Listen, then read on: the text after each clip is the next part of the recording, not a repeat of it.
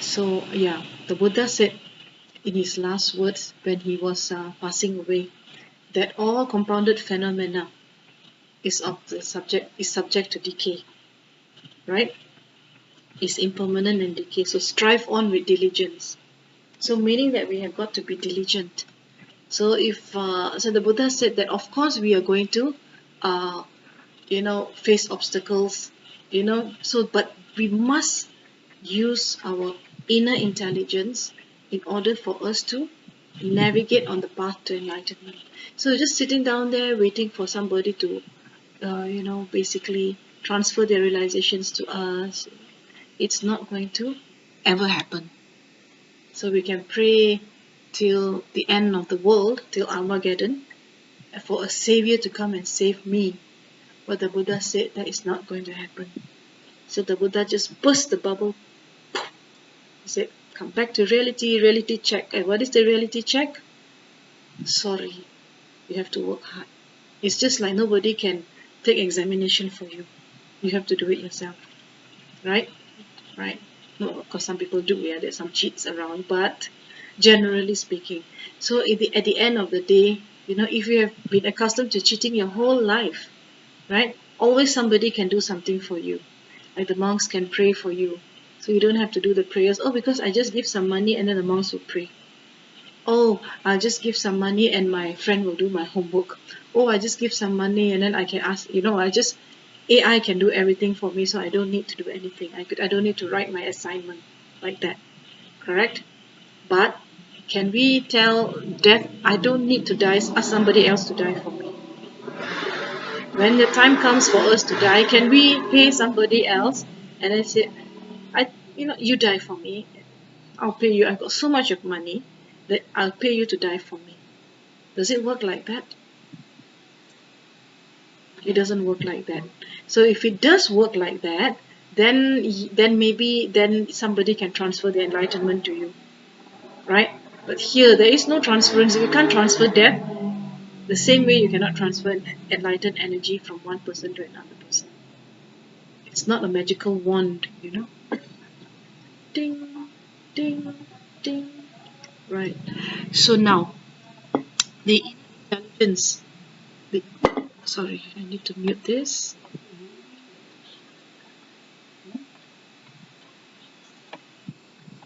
Okay.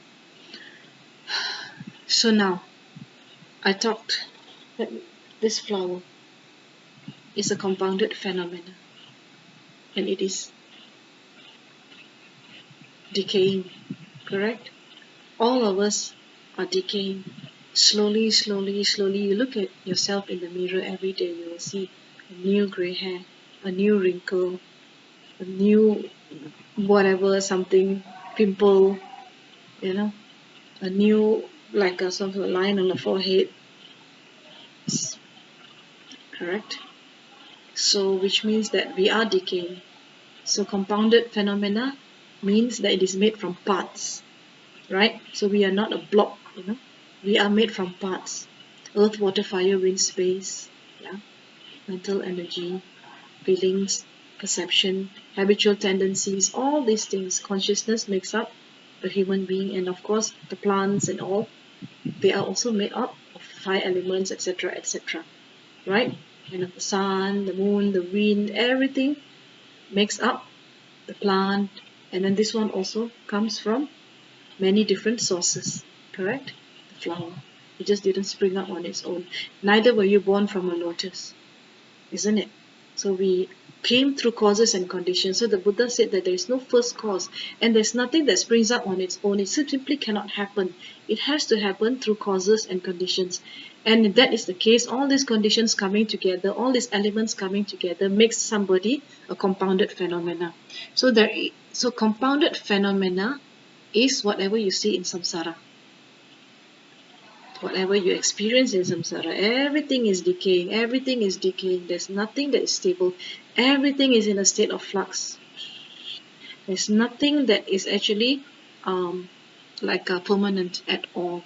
So the moment that we started the teaching, and now many processes would have happened in your body. Correct? And then, you're not the same person. Can you say that you're the same person 10 minutes ago and now? Are you the same person? Why? Tell me. Experience. Your experience. And then?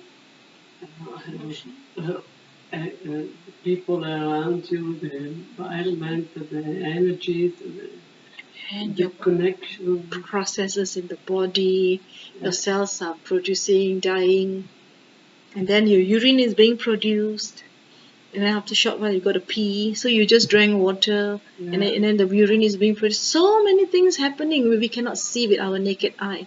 So we think that there is a truly existing karma here. We think there's a truly existing Barbara there. So whatever that we look, if we look at it using our awakened intelligence, we will see that everything is made up of parts, and everything is interdependent. Everything depends on another cause and condition. Everything. So there is the illusion of independence that we have in the liberalist tradition that we have, correct? We have our individualism now. We can live alone, I don't need anyone. I'm my own individual. So we are so proud of that in the 21st century. We have lost the sense of community. We are this great individual. We are this sophisticated being with this great intelligence. Yes, we have great intelligence, but we still need to eat. We still need to drink water. We still get our ideas from books and other people, right? Unless you are. So we are all secondary human beings because we get our ideas from the people before us, from our parents, from our community, our brothers, sisters, friends, etc. Thinkers, writers, scholars, religious leaders, prophets, gurus, so many animals, everybody on this earth who we have met, or who we have read their teachings, or we have heard their talks, or we have seen movies. All this collective information is like your AI database. It's like you're an artificial intelligence now. How does artificial intelligence work? You have to feed it a database, right? So AI, you can create the AI, the source code is there, and the AI will work. But the AI is completely useless if it is empty. So you need to populate the database of the AI in order for the AI to be trained. So AI has to be trained, and you've got to put in knowledge in order to train the AI. Then the AI will respond. So if the AI is empty, it just doesn't have any function anymore. It can't help you. You can ask 1,000 questions, the database is zero, the answer will also be zero. Correct? So it's just like the AI will learn now. So whatever that you upload, or whatever you ask ChatGPT, whatever you ask Microsoft Copilot, or whatever DeepSeek, whatever that you ask, right? So that is also being recorded as a memory, as an experience. AI is learning the same way a child learns. AI is learning the same way we learn. So we are, through our eye, ear, nose, tongue, body, we are completely always learning, and with our mind we are reading books and all. No two persons are of the same, have the same experience, have the same knowledge. This is an AI is a secondary, uh, second-hand machine. Why second-hand? AI doesn't generate knowledge on its own. AI depends on knowledge from human beings. Yeah, so AI is not that great after all. Yeah, because the knowledge that AI has is all generated from human beings, and we human beings have uploaded it somewhere on the internet, and then you fed the database, and AI suddenly becomes this enlightened being, and then helps students to copy and cheat and whatever, right? So in the same way, we cannot have arrogance about our knowledge. It's like, I am this 21st century woman, who is so independent. I don't need anybody because I have internet, I have my phone, I have my AI, and I have my, basically, I do like for example, I don't need to walk. I just can order a taxi. I can just get my groceries delivered. I don't need anyone. I don't care. So is that correct? Now let's examine. So basically, you still need to eat. And even the groceries, you don't need to go and get it. You can pay somebody, but still somebody has grown the food somewhere. And then you still need the sun, you still need the water, you still need the farmer, you still need the insects, and you still need so many elements in nature. So the transporter, so many people, the packaging, the drivers, all this coming, and the delivery boy, and then coming, and then bringing the raw food in front of you. But if it is cooked food, then somebody would have cooked it, and that person's experience, everything is actually inside that food, that person's energy, and then it's sent to you. So how can you say that we are independent? How can you say That we are independent? Independent means we don't need anyone else. Is that true? That means the first thing is we need air to breathe. The very fact we need air to breathe, which means we are not independent. We need water to drink. So water also comes from outside of us. Air comes from outside of us. So the arrogance of the 21st century human being, that I don't need anyone except for myself, I can live on my own, is the greatest fallacy. So we have lost our sense of community because we cannot understand the concept of interdependence. As it said, it takes a whole village to raise a child in the past. And now we raise our child saying that I'm the mother, I don't care about other people, I'm the mother, I call the shots. So it's like, but then when the child goes to school, it learns all sorts of other things also. So basically, we are all interdependent and our knowledge comes from outside. Unless you are a hermit, you sit down and you observe phenomena, you meditate, then you get direct knowledge. You can understand what I mean? So direct experience is when you sit, you meditate, or you observe phenomena, you observe people, then you get a direct knowledge of how people behave. That is your own direct insight, right? And it is a first-hand knowledge. Now, how many percent of us have first-hand knowledge about things in our life? You think about all the knowledge that you have gained from birth until now. How many percent of our knowledge is actually first-hand knowledge? So maybe a pain in your stomach is your first-hand knowledge. A headache is first-hand knowledge, right? The feeling of love is first-hand knowledge because you feel, right? Yeah, feeling of compassion is first-hand knowledge. So basically, if you observe, you know. That's why every time I say, breathing in, I know I'm breathing in, I'm aware. Breathing out, I'm aware that I'm breathing out. That's first-hand knowledge. The first-hand knowledge of your hands moving and then touching. And this is first-hand knowledge. You know how it feels. You know how the touch feels. You know whether it's hard, it's soft.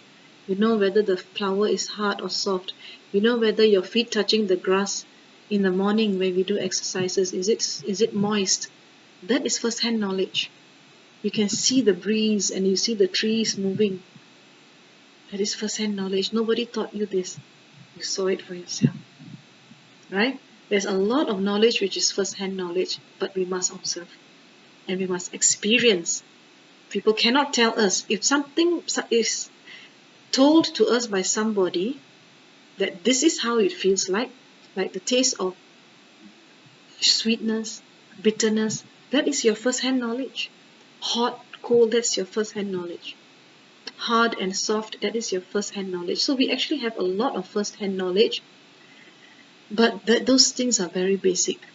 So when we go deeper and deeper, so we start in Buddhism, we start meditating on these very basic things, the first-hand knowledge, using basic things like breathing in, breathing out, temperature, hardness, softness, the feeling of sweet, feeling of bitterness, soft, you know, love, compassion, all these things we experience it for ourselves. That is actually awakening the inner intelligence. Yes. You said that nobody can tell you what is first knowledge, but someone can help you to feel, to discover, to find. Yes, that is a very good point. Yes. So the Buddha also said like this. He said, I cannot transfer realization to you, right? I haven't actually finished the whole stanza. I cannot actually transfer my realizations to you is one. I cannot wash your sins with water. The Buddhas only show the way. That was the third line. so I was coming to that, but good question. Okay, yes. No, it's a very good question. It shows that you're observing, you're listening, and you're trying to gain first-hand understanding. So we don't want to be second-hand human beings. So the Buddha was not a second-hand human being. He was a first-hand knowledge human being. That is the meaning of a Buddha. First-hand knowledge. So which means that he didn't read a book, okay, well, enlightenment, okay, chapter 6 says that, okay, there's karma. Great, so I'll tell that to the first 5 monks, then So the book fell from the sky somewhere, and then I look at it. Oh, okay, this is how it is. Oh, okay. So tomorrow I will go and tell somebody else about this. That's not what happened. So whatever knowledge that the Buddha had, all came from direct experience. Direct experience, right? So the direct experience is called Yoniso Manasikara in Pali. So meaning that it is an experience that you are getting in real time without somebody else putting ideas into your head. So imagine if we were sitting at the tree of enlightenment next to the Buddha, and then telling the Buddha, there is karma, and then there is rebirth and all that. The Buddha would say, "Oh, you just spoiled everything. I just needed to see it for myself." So you know what I mean? Fortunately, we were not there, and even if we were there, we wouldn't have known because that knowledge was discovered by the Buddha. So now, what knowledge was discovered by the Buddha during his enlightenment? So during the enlightenment, the night before the full moon of Vesak, it is a full moon in the month of Vesak in the Indian calendar. So it is actually the first part is knowledge about past lives. So he could see his past lives, and the Buddha could see the past lives of other beings, and he could see his past lives, not one, not two, but infinite past lives. From beginnerless time, he could see all of his past lives just by breathing in and breathing out. Guess what technique he used? He used anapanasati. Does it sound familiar? Anapanasati. What is anapanasati? You told Yes. So that is the basic. So the Buddha tried everything, hanging from under the, from the tree, hanging, upside down, going into the lake, and then the freezing winter, right? And then also eating only one grain a day, and none of this yielded any kind of insight knowledge. So then the Siddhartha said, at that time he was Siddhartha, he was not yet the Buddha. So he said, I almost died. Luckily, this lady called Sujata came and gave me milk rice. Otherwise, I would be dead. Yeah. So, if I would have died as Siddhartha, then I would have never become the Buddha, because a Buddha you only can become a Buddha in a human body. So that is how precious it is. Right? So if I had lost my human body, it will take me like millions of years to get it back again. So what a waste. Phew, luckily I didn't die. So he said, okay, now let me just go under the tree and then sort myself out. So now I have enough nourishment. So I drank milk also just now, yeah, enough nourishment, and then now can give the teaching like that. You need to love your body, cannot torture it. So he didn't torture his body anymore. So when he sat under the enlightenment tree, we call it the people tree, Ficus religiosa. That is the scientific name of the tree, right? So it's called the Bo tree, the people tree, yeah. So Bo tree means the Bodhi tree. The Bodhi tree, and of course the tree in Bodh Gaya is called Mahabodhi, the great Bodhi tree, the tree of enlightenment. So now the Buddha sat under the tree of enlightenment, Siddhartha at that time, and then he breathed in and out, breathed in and out, and then he went slowly into the first absorption, first jhana, second mental absorption, third mental absorption, because he remembered as a child he also practiced anapanasati. Nobody taught him, but he just sat down there because it's a past life cultivation. He knew how to breathe in and breathe out, and he went into very, very deep states of mental absorption, samadhi, very deep states of jhana. And then, by remembering when he was a child, the child was sitting under the Bodhi tree, then he used vipassana. When the mind was very clear, Siddhartha turned into insight meditation. Insight meditation means vipassana. Vi means it is what? Yeah. So which means special. Vishesh. Vi means special, and pasana means to see. To see. So special seeing. So we are not seeing special every day.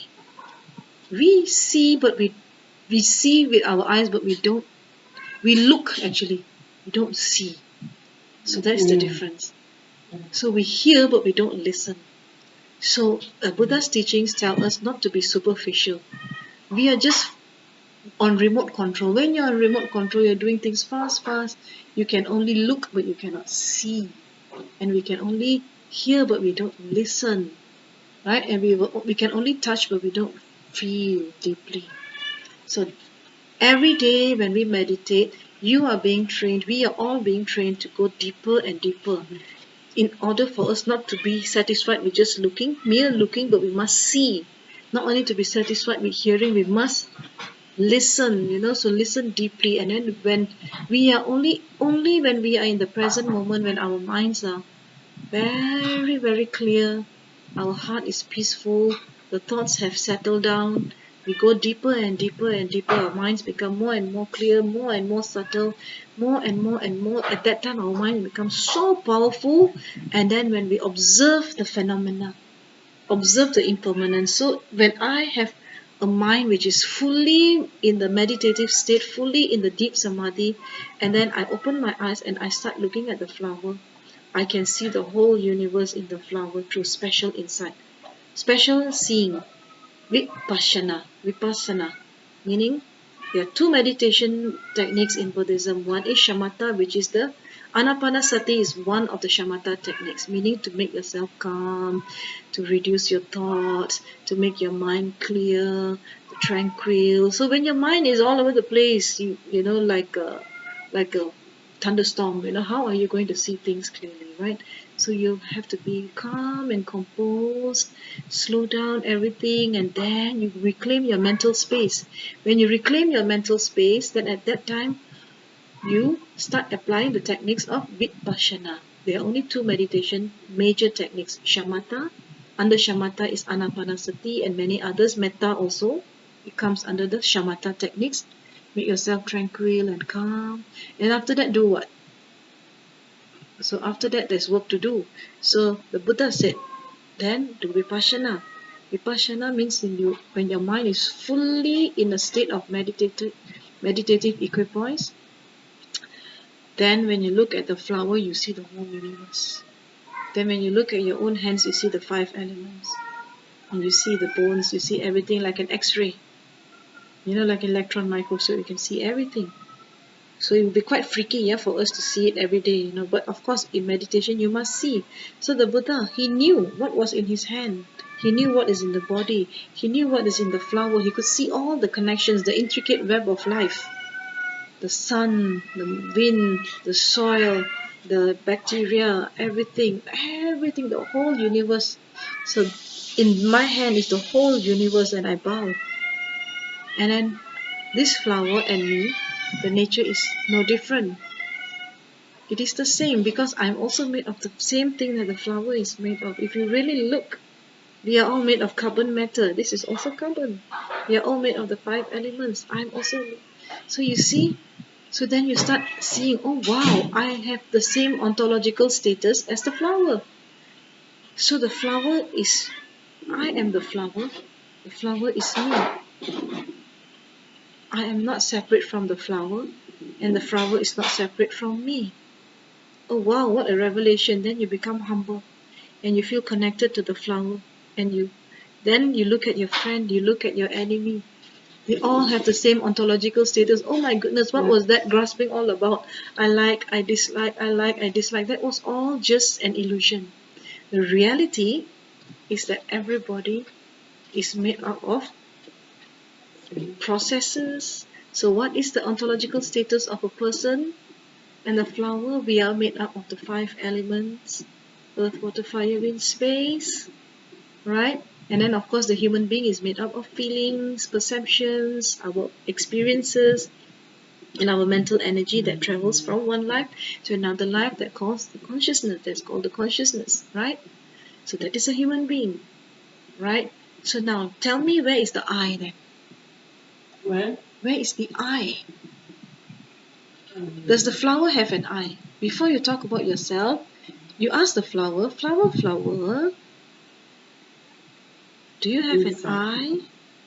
Does the flower say, it's me, I died today, I fell off from the tree, I am the one who is growing old, I am the one who is aging, decaying, and I finally died. oh, such sadness, I don't want to die because I want to cling on to the permanence because I don't want to suffer. Does the flowers say that? Do you think that when the flower drops from the tree or a leaf drops No. from the tree, and then do they drop happily? Or do they drop weeping and wailing and grasping and crying and say, no, don't take me? Because flower is evident that life's not. A flower is It just a will flower. turn It just doesn't have a concept of I. So when you don't have a concept of I, you cannot suffer because there's nothing to cling on to. So the flower doesn't cling, it just drops and that's it. Goes back into the earth and that's it. Yeah. So it is us who cling, and I'll come back to that later. So the Buddha saw all his past lives during the first watch of the night. The night has 3 watches. The first watch is about 3 to 4 hours, like that. 4 hours, you see. 3 hours actually. 3, 3, 3. Right? During the time, now is the first watch of the night. So during the first watch of the night, before the enlightenment happened, the next morning, the Buddha saw all his past lives by just doing anapanasati. Oh wow! And then when he conjoined the anapanasati with vipassana, special seeing, insight arose in him. I can see all my past life. Oh my God, I could see everybody else's past life. Oh, so there is rebirth. Wow. So it's true that actually we have been born before. Oh, wow. Then the second watch of the night, as Siddhartha went deeper and deeper through continuing anapanasati and continuing to look at it with first-hand knowledge, trying to gain first-hand knowledge, he went into another deep understanding and realization that there is karma. There is karma, cause and effect, right? So which means that he saw how he was born from one to another because of his karma, and he saw how people are born and die according to their karma. So the Buddha said, oh, the karma is real. I thought it was just a fallacy, but it's real, and that is his first hand knowledge. And that was between maybe 11 p.m. to 2 a.m. in the morning, something like that. That was the time. And then the third watch of the night, the Buddha discovered that he has the same ontological status as a flower, that he's dependently originated. He didn't spring up from nowhere. So Siddhartha is made out of 5 elements. Siddhartha is made out of all the culmination of all the experiences and all the knowledge and every single thing that has come into contact with him over millions of lifetimes, and that is Siddhartha. So which means that he is not independent. He is dependently originated. That means his origins depend on something else prior. So he cannot find the first cause, right? And that's number one. And the Siddhartha also saw, oh wow, I'm also made up of elements. Okay, I'm not only dependent originated, but I also am made up of different things. Just like a car is made up of different things. You don't call it a car just like that. A car has tires, a car has a steering wheel, a car has engine. So you take out all those things, where is the car? Isn't it? It's like that. So now I ask you to take out this flower. Take out the water, take out the earth element, take out the fire element, take out the sun, take out the air, and put it back. Put it back. Or just take it out, And then will there be a flower? No. Why not?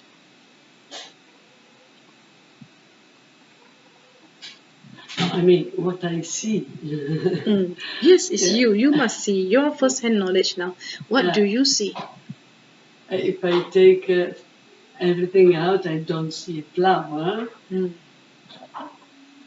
Is it possible to take it Let's just say it's possible. I see something else. So where is the flower? Did the flower ever exist? I see the essence. On its own. Does it have an inherent existence? Meaning that, hi, my name is flower and I exist forever because this is me. I'm independent. I'm not made of parts. Yes, and the flower is made of All the yes, elements. it's made of the elements, right? So which means that it didn't just come on its own, it depended on others, and then it is, and when I look at it, I can still see all the different elements inside through my vipassana eye. Not now, you know, but if I am like Siddhartha, then I can see everything. I can see the sun. Oh wow, I can see the earth, the soil, the bacteria. I can see the I can see the birds.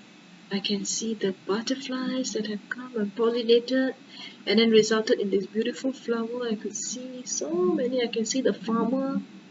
I can see the gardener. I can see everything. And then you just feel, oh wow, this is flower. And then I take the lens, and then the Siddhartha look at his own self and he said, okay, if this is the flower, if this is the tree, and then what about me? So you look at myself, what about you? So look at yourselves now. What about me? What am I made of? So if the car is made of from tires, steerings and all, and if you take all this out, there will be no car. So if I take out the 5 elements, will I exist? If I take out the 5 elements, will the flower exist? So now can you tell me what is the actual status, existence for a human being? Just talk about me first. If you take out the 5 elements, okay, maybe not talk about the 5 elements, take out my head, you take out my hands, you take out my legs, you take out all my torso, everything, then what what will be there? All my organs. Then where is Dr. Karma then? Where is karma? Soul, consciousness, intelligence. So basically, but then again, if it's just the consciousness, then you won't see this body anymore. I will be somewhere floating. But right now I'm here, I'm talking to you. So but I think that I am this one block of karma. I'm truly existing, right? Because I can't see the process. I can't see the 5 elements. It's like a car. When you drive a car, you don't think that you're driving something with parts. You think that you're driving a car. And when we are walking about in this body, carrying our body from one place to another place, we never think that we're made out of parts. We think that this whole thing is my existence. And then we cling on to it that this is me. Just like the car will cling on to it. After coming out from the factory, the car will say, this is me. But before that, where was the car? The tire had to come from somewhere. The tire is made out of from rubber, and the rubber came from the latex, and the latex was actually tapped from the tree, and the tree was grown by the farmer, and the seed came from nature. And so where is the existence of the car? So now you reflect on your existence and see now, where is Barbara, where is Raj, where is Lawrence, where is Dr. Tenzin, where is Dr. Karma, who on earth are we? Where are we? I mean, who are we? Ask yourself, who? There is this Zen, in the Zen tradition, we have a koan. And the koan says, who am I? You ask yourself, who am I? And then your innate intelligence, guided by teachers, Dharma teachers, your innate intelligence will awaken. If you have samadhi through anapanasati and you do vipassana, then you can see in your body that I am just the 5 elements. I am just the process. And then you see my status, my ontological status is the same as Jackie, it's the same as Roxy, it's the same as Baba the cat, it's the same as the flower, it's the same as everything else in this world. We are of the same status. That is the meaning of oneness of humanity and oneness of the world. Because we are all existing depending on elements of nature. We have just come together through causes and conditions, our karma, our mental energy, and then we are embodied. And then when we are embodied, we think that this is us, but just like the car. So before that, the car, there was no car, and then after coming out from the factory, I am the car. I am the Lamborghini or the Ferrari, right? Yeah. So once it goes back to the junkyard, then there's no more Lamborghini, Ferrari anymore. Or somebody steals your tire, this, that, and then just park it somewhere, and then everything is gone, and it's no longer a car. Do you understand what I mean? And that is the knowledge that the Buddha got during the third watch of the night, and that is called dependent origination, which means that he understood that everything exists depending on causes and conditions. So no one actually sprung up on its own. So therefore, we have to ask the question, when we say there is an I, is it true? We are all equal. But we are all equal, but do we all exist in the way we think we do? We think we truly exist. We exist, yes, we exist. It's not that we don't exist. We exist like the car. By we are made up of parts. We are dependent on something before us, the other elements, and we are impermanent. So this is our status. Can be anything. So you start from yourself. Don't worry about others. To start from yourself, you say that I am not unitary, like a block mass of protoplasm. I'm not like that. I am made up of parts. I'm not partless. That's number one. Number two, for me to arise, there's so many causes and conditions. I depend on many other things for my sustenance and for me to arise. So that is dependence. And number three, everything is in a state of flux. I'm changing, changing, changing. So if I'm always changing, then if the thing truly exists, it cannot change. If something truly exists, there is really this I, then it must never change. If there is an I, the I must be unitary. It cannot be it must be partless. It must be independent, and it must never change. Is that our lived experience? That's your ego. No, worry about the ego first. First, you talk about your own status. If are we partless, or are we made up of parts? Are we independent or interdependent? Are we permanent or are we changing? Changing. If that is the case, then there can never be a truly existing I.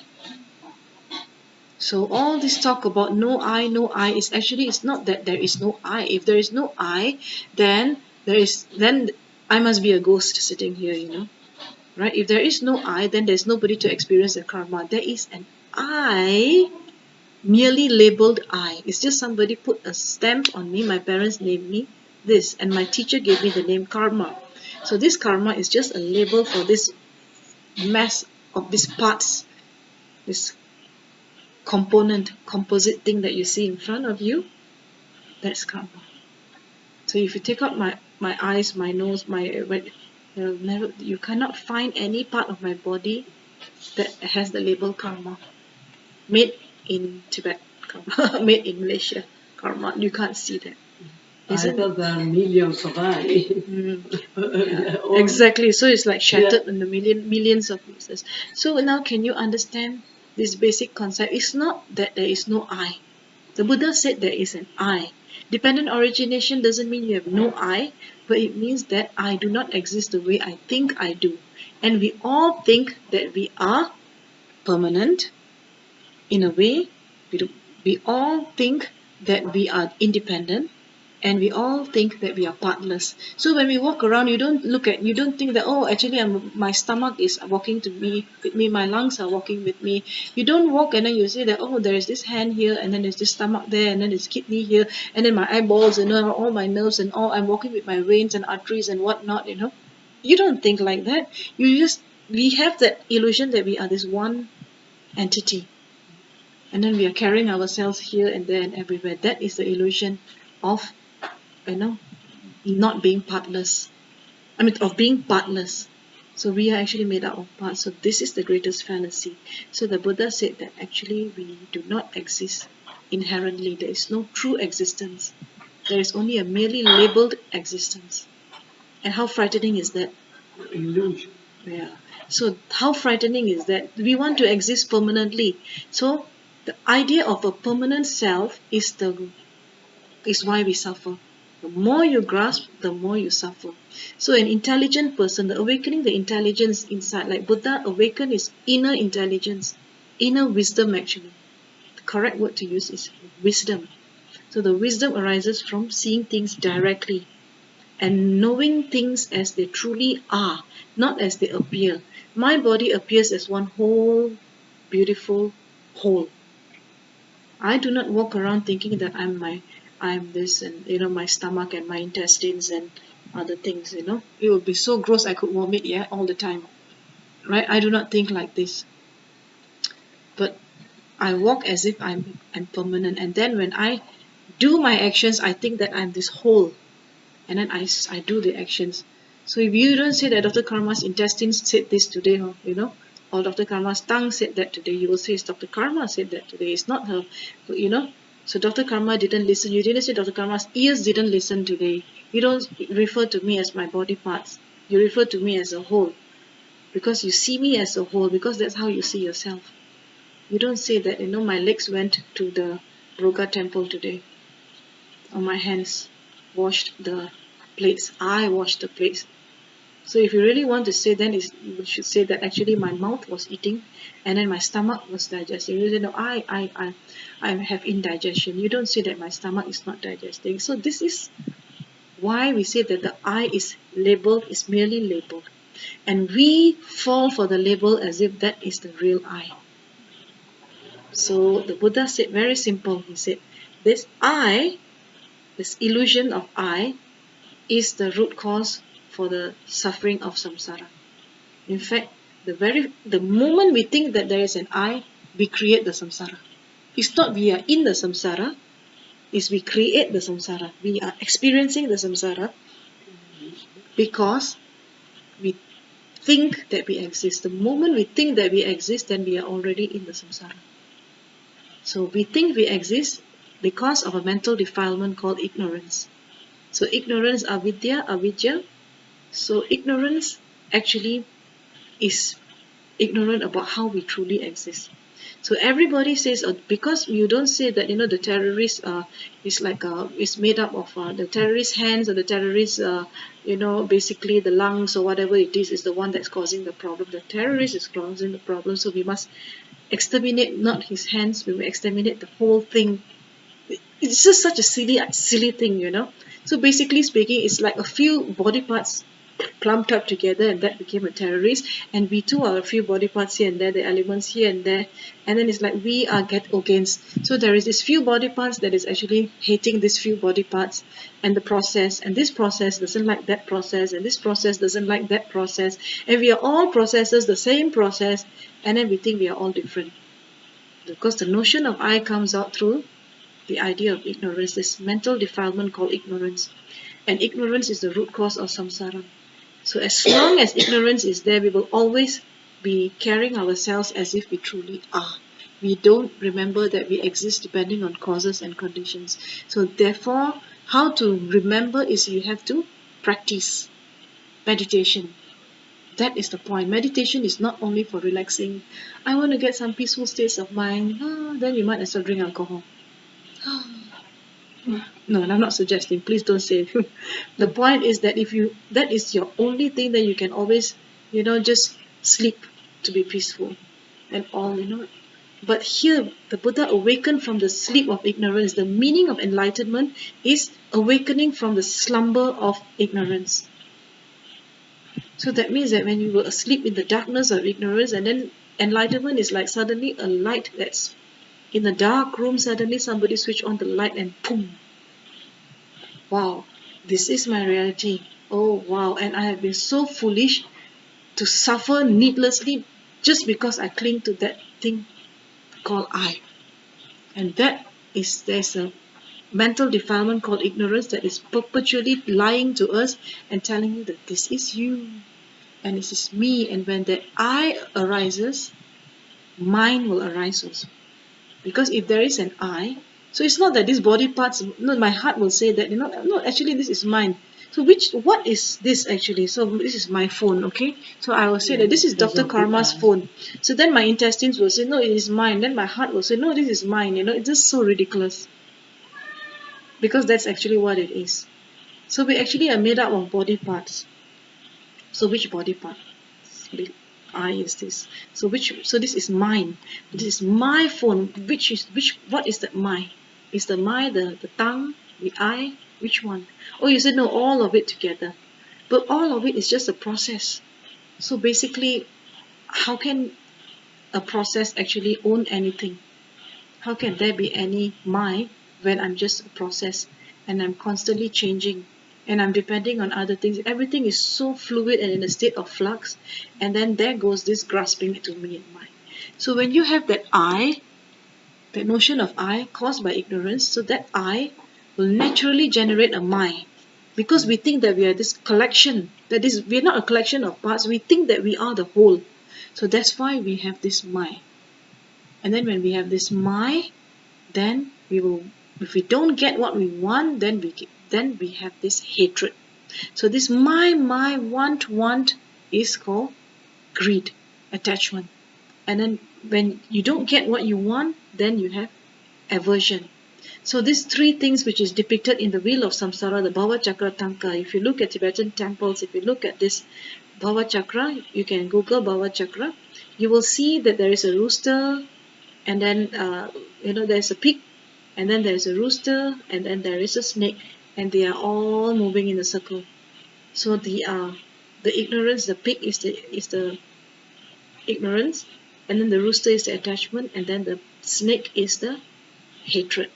And it is this three that is the fuel of samsara. So as long as these three are rotating in our minds, then we are consistently creating negative karma.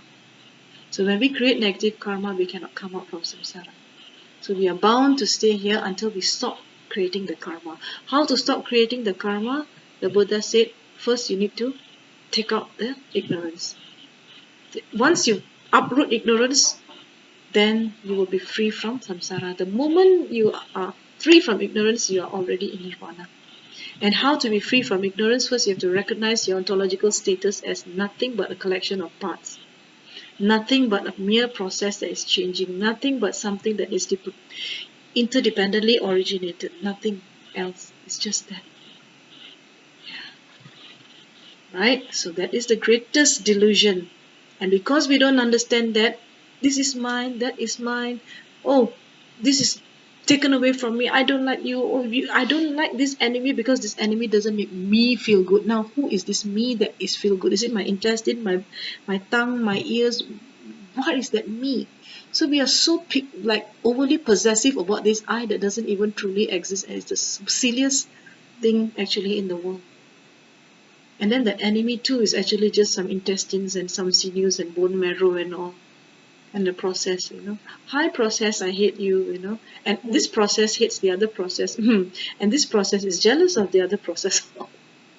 It's so ridiculous. Intellectually, it's ridiculous now. But we do it again tomorrow morning.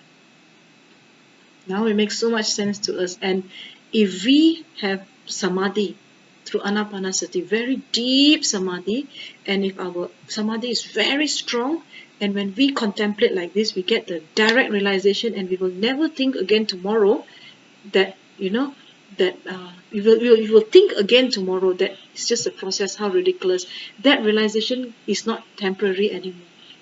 Our realization now is a temporary one.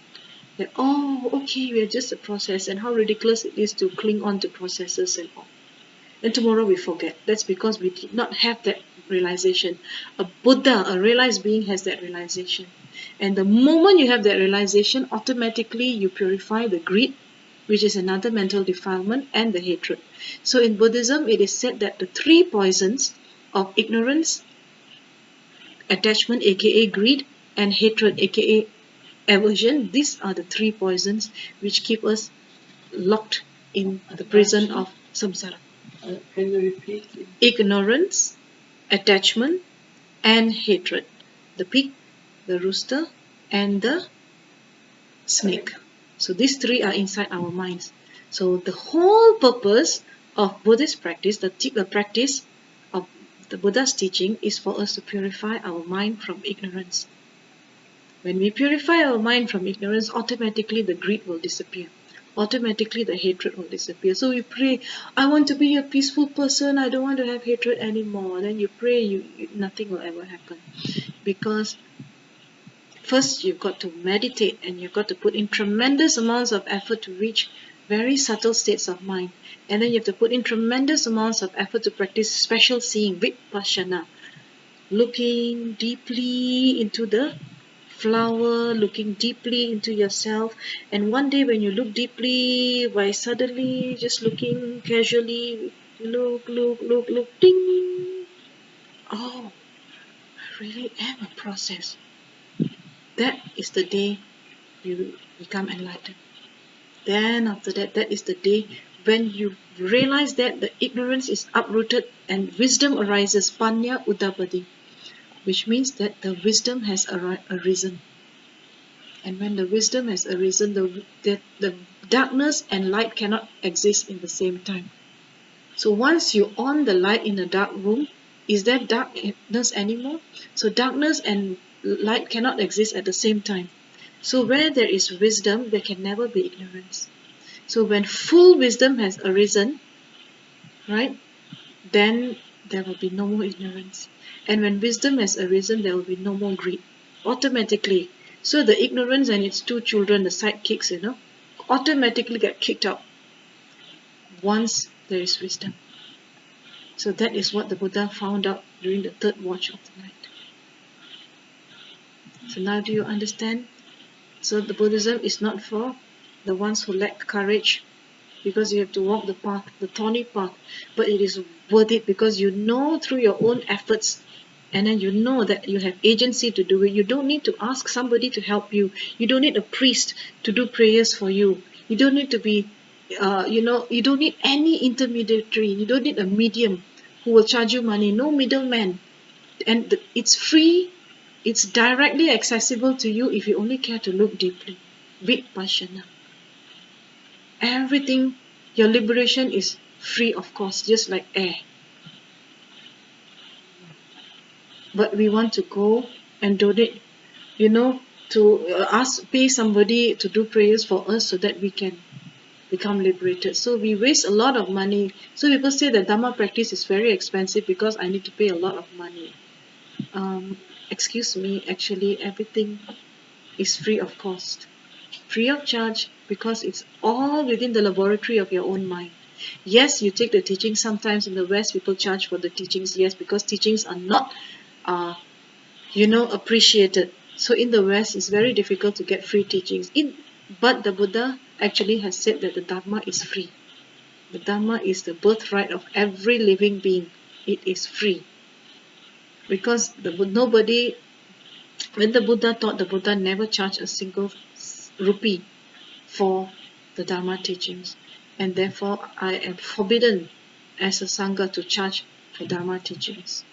So Dharma is free. The teachings are free. Your mind, the laboratory of your mind, you don't need to rent the laboratory, a physical laboratory somewhere to do experiment. You already have it free of charge. This vast space, which is bigger than 1,000,000 laboratory combined together, is a big. The more you are in the laboratory, the bigger it becomes, the vast it becomes. You think that your mind is just in your brain, that much you need. No, it's bigger than the entire cosmos. It's so vast, right? And it's for free, no rent needed.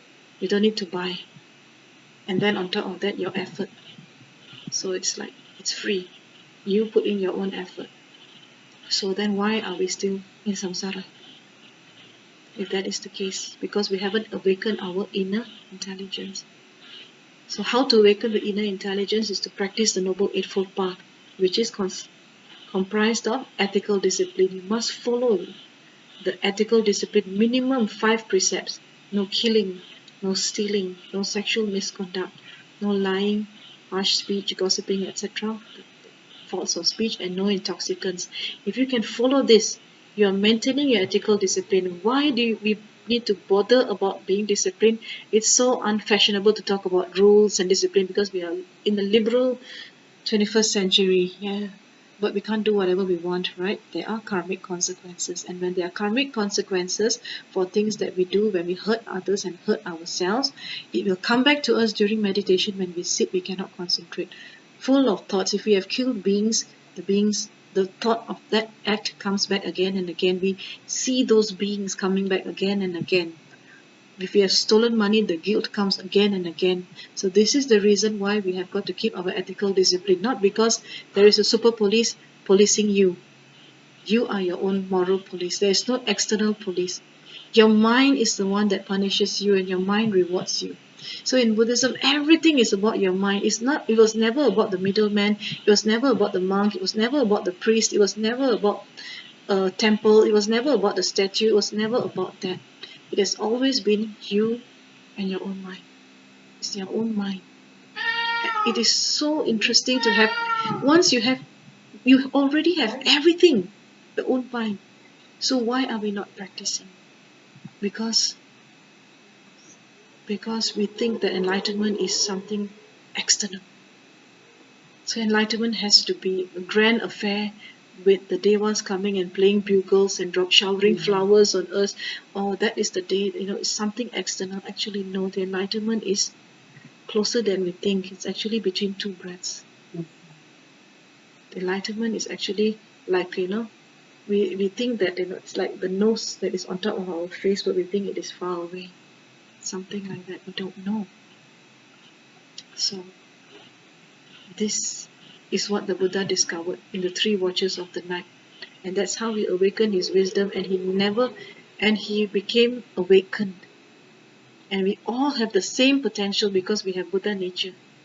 We have that inner ability, whether we are cockroaches, we are dogs, cats, whoever, any living being, sentient being can attain, has that Buddha nature, and once they are in the right body, the precious human body, they can practice to the highest level. So we are already in this human body now.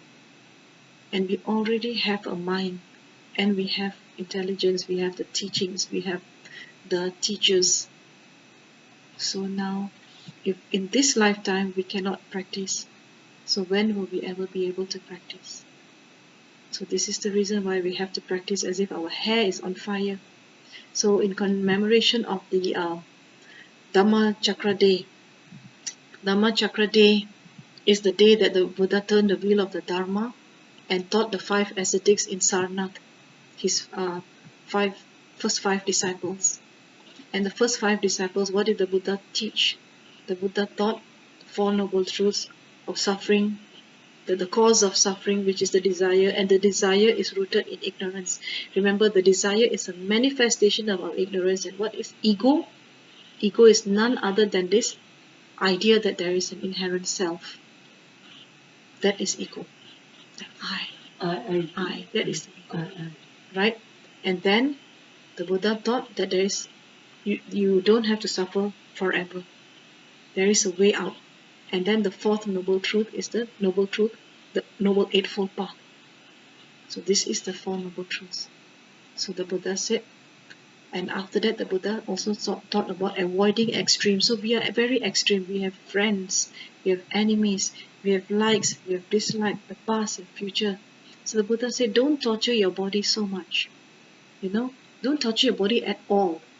So don't overindulge in your senses, and don't torture your body. Come back to the middle, and there is no eternal existence, and neither there is non-existence. So we have to balance. We exist, but depending on causes and conditions. So everything is in the middle. The whole of nature is balanced and always in the middle. So until and unless we start meditating and coming back to the middle, we will always be dualistic. So you can say that the 4 noble truths, the first teaching of the Buddha is a teaching on the noble truths of harmony and disharmony. So the noble truth of trying to deconstruct dualism. That's all. And dualism comes from ignorance. So where there is an I, there is a my. And guess what? Where there is an I, automatically there is a you. there is a separation of self. So the greatest fallacy, the greatest illusion in this world is a sense of separation of self. I think that I'm separate from you, and I think that this is separate from me, and that's why we destroy the environment and we destroy each other, and we are destroying ourselves. So when we understand that actually I am you and you are me, we are interconnected, we interbe. That is what the Buddha taught on Dhammachakra day. Ashad Puja, we call it that. Ashad, the month of the full moon of Ashad. Asada, in Theravada Buddhist countries. So think about it. Being in complete harmony, not going to extremes, so that is called the middle way. So whatever decisions you make in life, your inner intelligence, if you haven't developed it so much, at least the very least you can know that the inner intelligence tells you to not to be extreme. Always walk the middle path. Middle path. Not to be too concerned about tall and short, black and white, because the world is not like that. It doesn't work like that. Man and women, day and night, all these things, you have to understand that there is a middle way.